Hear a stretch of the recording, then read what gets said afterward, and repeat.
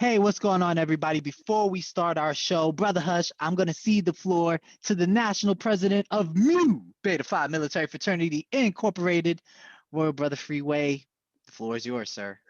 Thank you, Brother Hush. I greatly appreciate it. Good evening, everyone. I am Royal Brother Freeway, National President of Mu Beta Phi Military Fraternity Incorporated. Before we get tonight's show started, I just want to take a minute to let everyone know what Mu Beta Phi does when it comes to veteran advocacy. We are all about veteran advocacy through mentorship, community service, philanthropy, and outreach. We have to make sure that our veterans' voices are heard on a daily basis so that they can all be served in any capacity that they need. That's all I have for you tonight, Brother Hush. The floor is yours, good brother. All right. So you heard the man. Let's get the show started. Hey, what's going on, everybody? It's your boy, Brother Hush. Welcome to the PHIner Life show, sponsored by Mu Beta Phi Military Fraternity Incorporated. This is the show where we drop jewels for the veteran community, for active duty, National Guard, reservists, wherever you're serving, whatever DOD branch you're in. Listen, this is the show for you to help you not only get acclimated to the veteran community and know the movers and shakers who's out here, but to also get a little bit of knowledge. See what's going on out there in these streets, okay? PHIner Life show, we have Jeff Cantor, founder of the New Jersey Veteran Chamber of Commerce, all right, and president, founder, CEO of Lima Charlie Construction. That's right, I had to get the money people up in here. He knows how to build highways, and listen, he's going to help you build your network. Also, we have U.S. Navy veteran Ginger Miller in the house, CEO of Women Veterans Interactive. Listen, I don't know too many female veterans that have been in Essence magazine, and getting all these accolades. But listen, when you get them, you got to be friends with them. You got to have them on the show. Let's get right into the first topic, everybody. Here we go. First question is, and this is to the panel. Take it away, be nice, pass the mic. Why is it important to be heard as a veteran community? I'll let Jeff go first. Okay, I was going to let women go first, but as you like, certainly.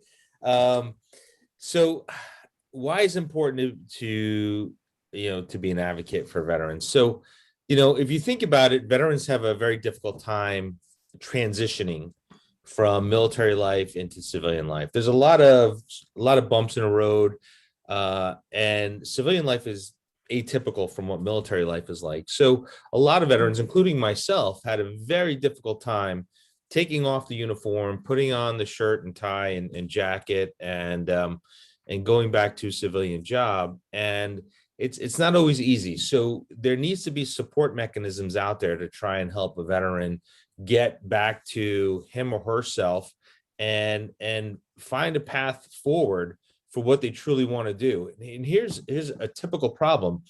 When veterans deploy overseas, they're doing historical, groundbreaking stuff that they would probably never normally do in their day-to-day life, because it's just it's fascinating what veterans do during deployment.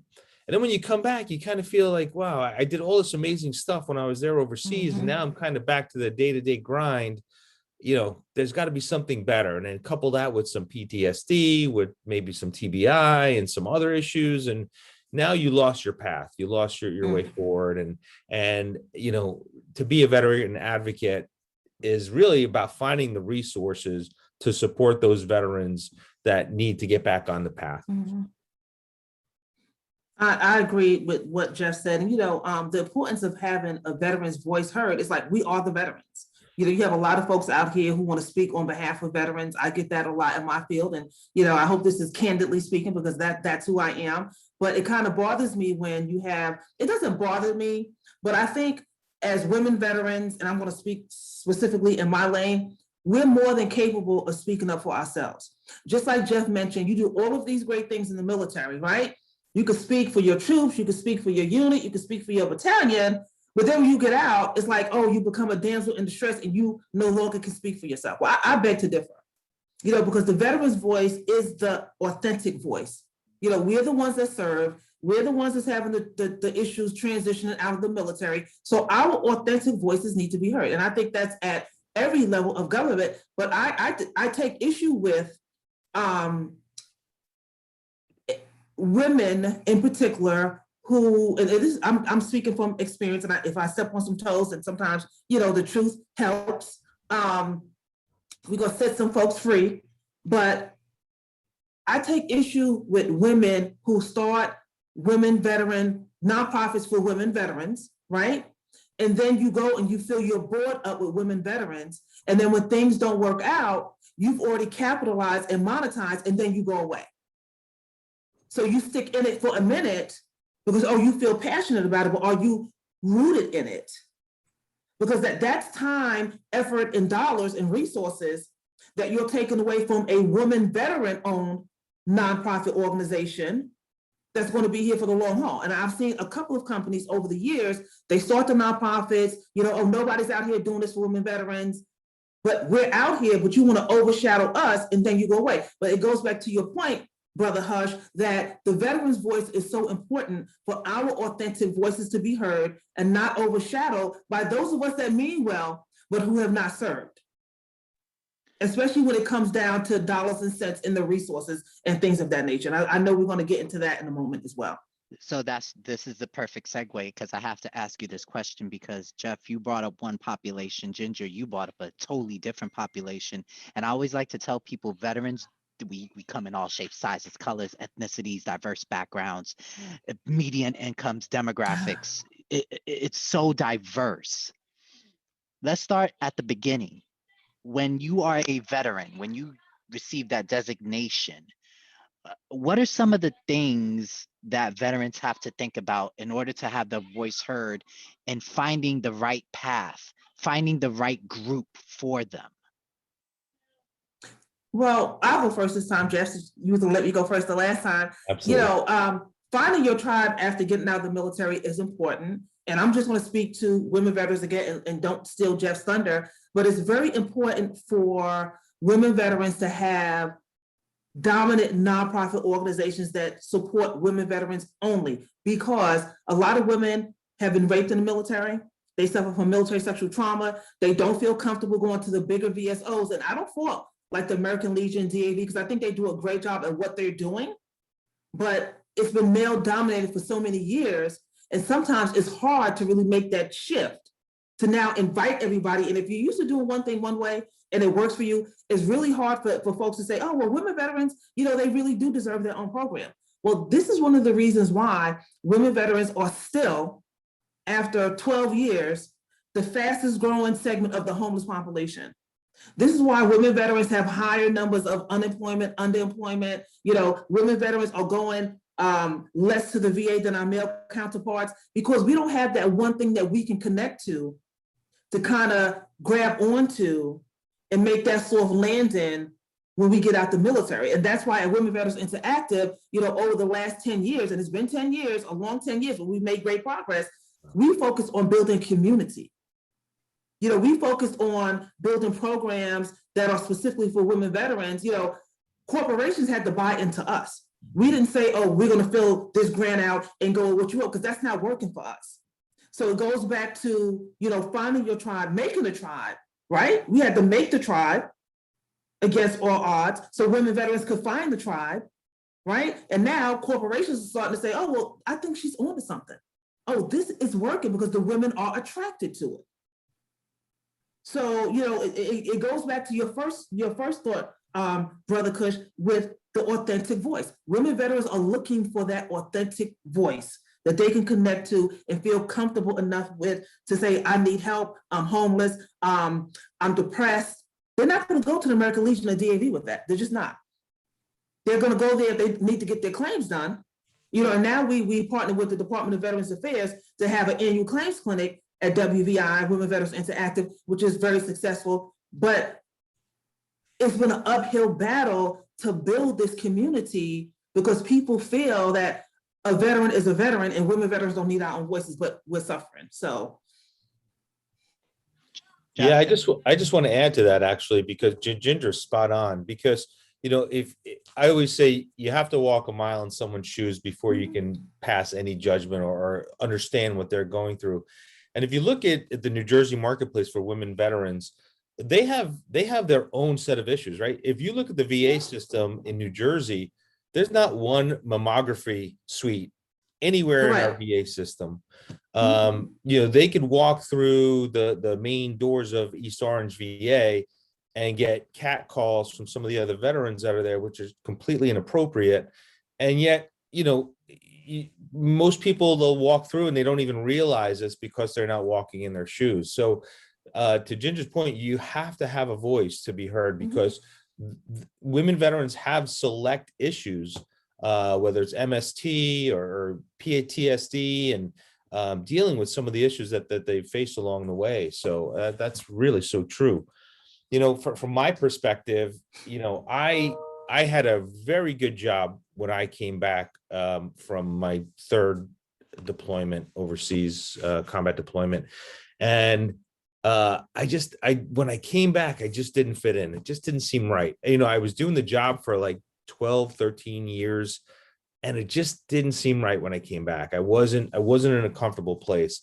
And then I tried to figure out what it was that I wanted to do. And that's I think, part of the problem that veterans have, is they don't know what they want to do at that particular moment, right? So they really need to think about what is it that they want to do. And so, veterans are really, really predisposed, like perfect people to own their own business, to be in business ownership, entrepreneurship. They have the great work ethic. They can think outside the box. They can think on their feet. They can run circles around the non-veteran community. And I just think that there's a ton of resources out there available for veterans to help them start their own business. That it's just such a great opportunity right now, especially in New York. New Jersey's coming on board, but there's tremendous opportunities for veteran entrepreneurs right now. The power of change. I always love talking about the power of change and how sometimes veterans, we don't use it. We don't know how to harness it. And I'm just throwing this out on the table, as veteran entrepreneurs, founders, CEOs, what is the power of advocacy, through affecting change? I'll go first this time. So advocacy is everything. And what you need to know is you need to know what organizations are out there that are pushing for you, that are fighting for you, that you want to be a part of.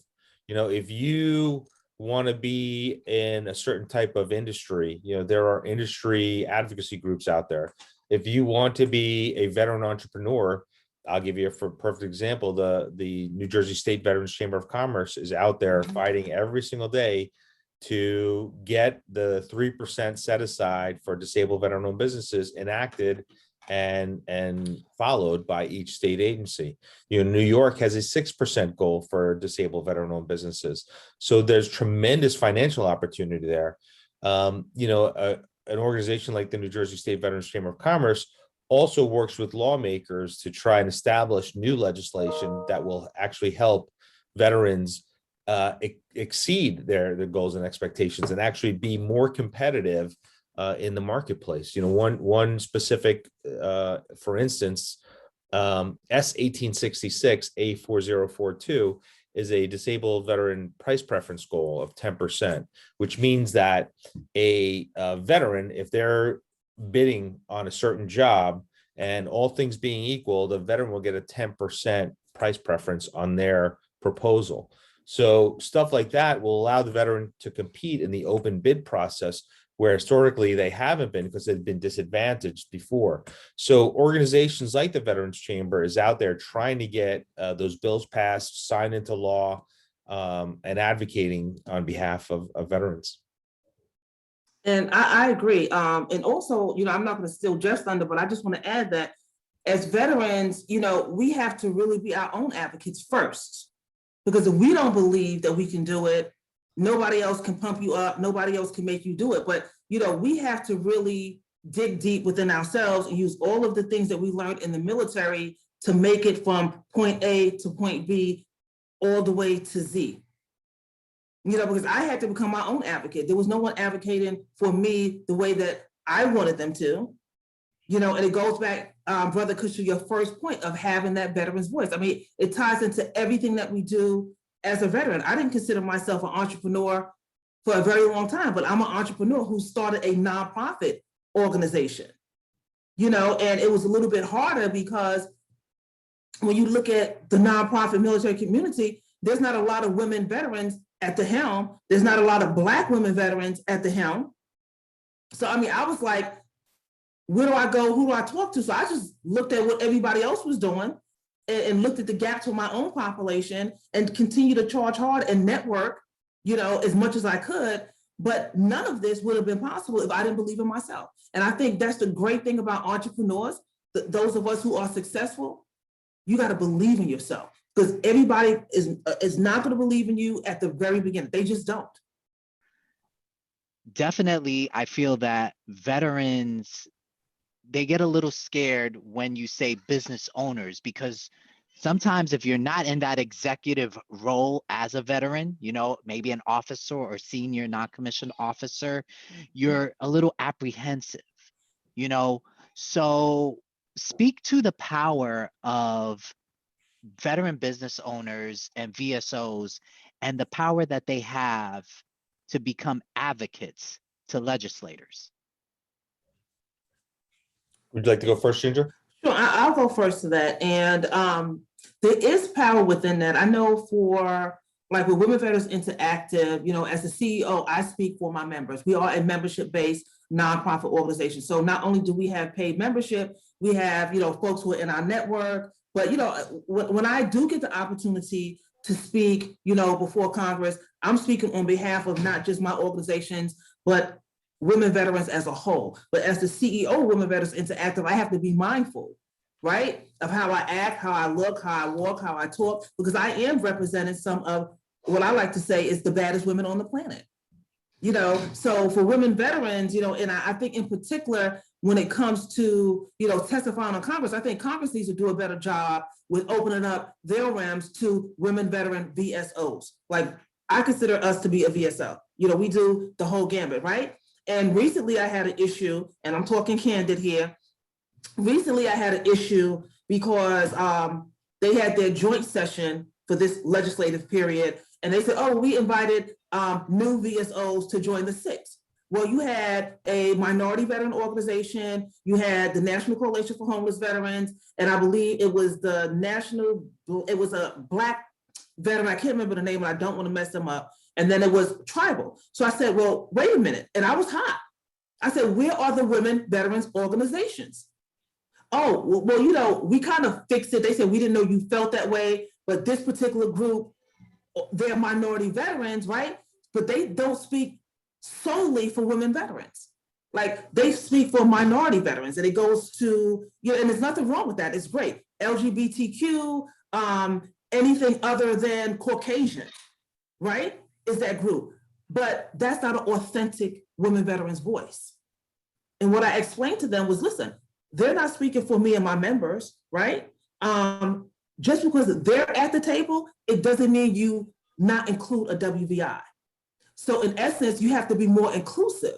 You can't just say, oh, we're going to be inclusive because they're LGBTQ, non-binary, across the gate. That's not being inclusive, because you've cut out one of the most vulnerable populations, and that's women veterans. So what I would like to see, and one of the things that I'm advocating for, is for this country and Congress to recognize women veterans for who we are, and our nonprofits for who we are, and the work that we truly do. Because there were things said during those testimonies that, put it to you this way, I'm not going to say anybody screwed up, because that's not who I am. There was a lot of missed opportunities there, and the authentic voice of women veterans were not heard. And then you wonder why, as Jeff was saying, we don't have mammogram machines, we don't want to go to the VA, we're not being heard. So, I mean, your first topic of that authentic voice, it goes across the whole gamut: entrepreneurship, nonprofit, CEOs. I mean, it just goes back to that. And I'm here for it. I've been here 10 years. We're only getting stronger.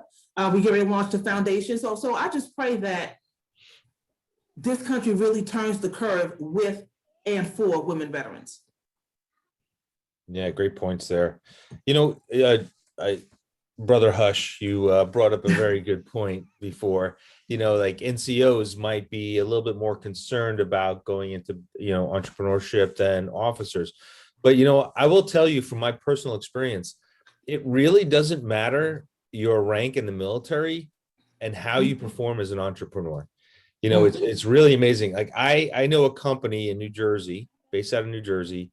They are utility companies run by an E5, former E5, Marine Corps E5. He built it from zero to a $30 million company. Wow. So he is really he's on fire, and he's going to grow exponentially from there too. He's on fire with growth, and he just works hard. He's got a great work ethic from being in the military.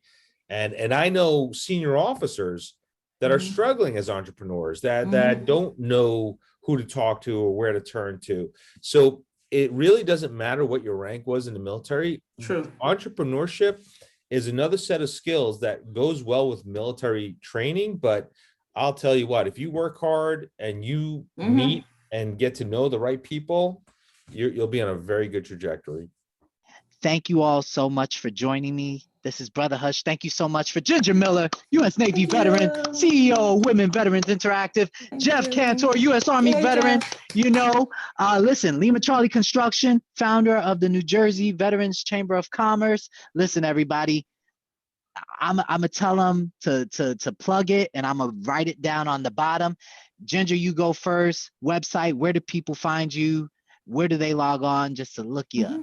You can go to www.womenveteransinteractive.org. You can find us on Facebook at Women Veterans Interactive. On Twitter and Instagram, we're at Women Vets Action. And I'm also on LinkedIn at Ginger Miller. And you can find information about the Veterans Chamber at www.njveteranschamber.com. We're also on Facebook and on LinkedIn, so please visit us there. And if you need some new roads and bridges or new highways, go and visit limacharlieconstruction.com. Nice plug. All right. Yeah, I know. Now, listen, I got to do my own little plug. Listen, it's right here on the bottom. All right. www.mbphi-kings2017.org. Listen, Mu Beta Phi Military Fraternity Incorporated. We're out here, the PHIner Life show, dropping jewels for the veteran community. Thank you so much, Jeff. Thank you so much, Ginger. This is Brother Hush. I'm out of here. Tune in next time. Same place, same channel. Goodbye, everybody. Bye.